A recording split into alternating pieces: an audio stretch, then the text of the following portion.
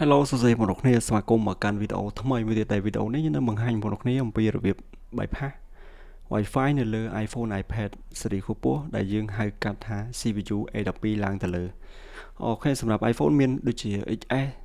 ទៅដល់ iPhone 17 Pro ដែលយើងអាចធ្វើបានហើយចំណែក iPad គឺរាប់ពី iPad mini 5ទៅដល់ iPad M4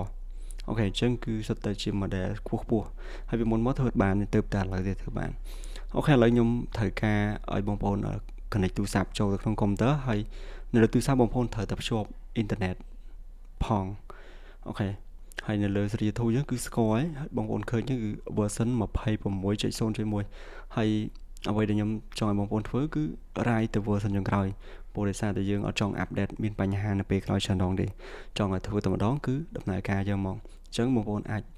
ត្រូវ update ឬក៏ត្រូវ write ទៅ version ចុងក្រោយហើយមកបន្តទៀតយើងទៅឡើងកម្មវិធីមួយឈ្មោះថា Asset Activate A12 Premium ហើយឥឡូវវាឡើងទៅ version 1.2 ហើយដែលខ្ញុំកំពុងធ្វើវីដេអូនេះគឺ 1.1 ហើយបងប្អូនអាចទៅឡើងវាបានជាធម្មតាទេគ្រាន់តែបើកមកនេះអូខេហើយនៅពេលដែលយើងចុចពាក្យ Activate សម្រាប់បងប្អូនដែលអត់ទាន់ទិញវានឹង load ឲ្យយើង order Series ហើយបងប្អូនដែលចង់ order Series ពីខ្ញុំគ្រាន់តែ copy Series ហើយថតឲ្យខ្ញុំបំផុសមកគឺខ្ញុំអាច order បានរយៈពេលខ្ទង់20នាទី2នាទីគឺ order រួចរាល់ហើយបន្ទាប់ពី order រួចរាល់បងប្អូនចុចពាក្យ activate ដូចខ្ញុំកំពុងបង្ហាញហ្នឹងគឺវាដំណើរការខ្លួនវាអូតូម៉ាទិកទៅមកប្រហែលជា5នាទីគឺជោគជ័យហើយនេះវាដាក់ថា your device has successful activate អញ្ចឹងនៅលើទូរស័ព្ទយើងអាចដកដូចចេញហើយវានឹង load មកដល់ home screen នឹងតែម្ដងអញ្ចឹងគឺអត់ពិបាកទេគ្រាន់តែដោតដូចចូលទៅក្នុងទូកុំព្យូទ័រយើង check ដំបូងយើង check ជាមួយ tool ថាវា support អត់model ដែលអត់ support គឺជា model ប្រភេទទូរស័ព្ទ demo ឬក៏ទូរស័ព្ទដែលជាកូដប្រទេស CH កូដប្រទេស CH បច្ចុប្បន្នគឺអត់ support ទេអញ្ចឹង